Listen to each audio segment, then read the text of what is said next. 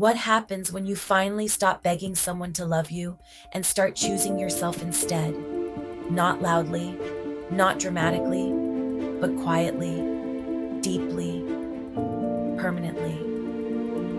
Because the truth is, begging for love doesn't just break your heart, it slowly erases who you are. And the moment you stop, that's when everything begins to change.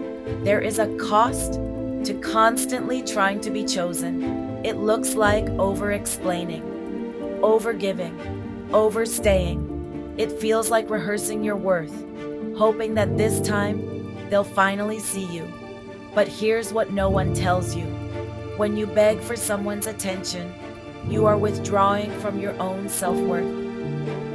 Every time you shrink yourself to fit into their comfort, you make a silent deposit into your own emptiness. And in today's hyper-connected world, it's even easier to fall into this trap. You see them online, active, available, but just not for you, so you try harder.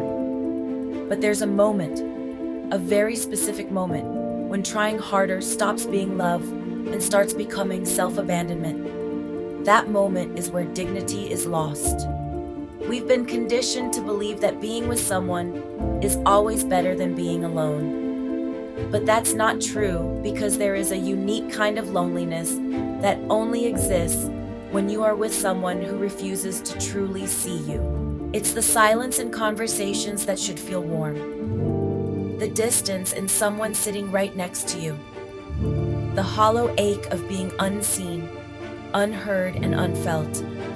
And slowly, without realizing it, you stop fearing abandonment and start living it. Not because they left, but because you left yourself trying to keep them. The real fear shouldn't be ending up alone. It should be losing your identity inside a connection that was never whole to begin with.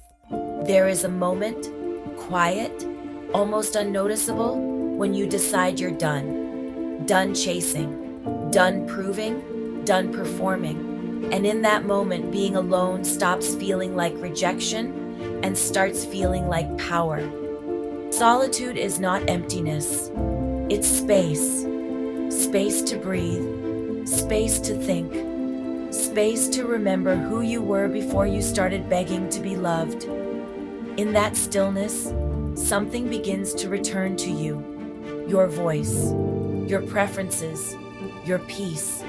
You start doing things not to impress, but because they feel like you again. Buying the flowers you like, sitting in the stillness, and that's when you realize you were never too much. You were just pouring into someone who had no capacity to hold you. The beginning of choosing yourself isn't always peaceful. It can feel quiet, empty, even uncomfortable, but this is where faith becomes your anchor. Because sometimes what feels like isolation is actually protection. Protection from the wrong connections, the wrong timing, the wrong people who are keeping you stuck. Not every absence is a loss. Some are divine removals. Sometimes the room is cleared so you can finally hear your own heart again. And when you lean into that, when you trust that there is purpose in the space you've been given, you stop trying to fill every silence with noise. You begin to understand that loneliness isn't a signal to settle. It's an invitation to grow, to deepen your relationship with yourself and with something greater than yourself. When you stop begging for love, you start setting standards, not walls, standards. You no longer audition for a place in someone's life. You no longer negotiate your worth for temporary attention. You become intentional, clear, grounded, unshakable. And the peace you find in your own company, it becomes sacred. Because now you understand your value is not determined by who stays. It's defined by what you refuse to tolerate. And from this place, you don't chase love.